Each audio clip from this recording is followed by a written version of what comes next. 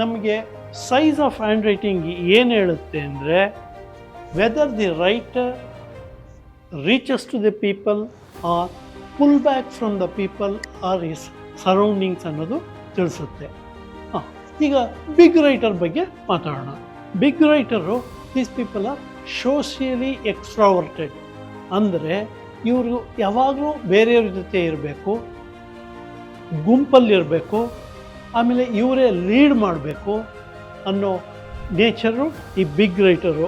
ಇವರು ಸಾಮಾನ್ಯವಾಗಿ ತುಂಬ ಜಾಸ್ತಿ ಖರ್ಚು ಮಾಡ್ತಾರೆ, ಅವಶ್ಯಕತೆಗಿಂತ ಜಾಸ್ತಿ ಖರ್ಚು ಮಾಡ್ತಾರೆ. ಅದರಿಂದ ಇವರು ಮೋರ್ ಐಟಮ್ ಇರುತ್ತೆ, ಬೇಕಾಗಿರೋದಕ್ಕಿಂತ ಜಾಸ್ತಿ ಇವರು ಪರ್ಚೇಸ್ ಮಾಡ್ತಾರೆ.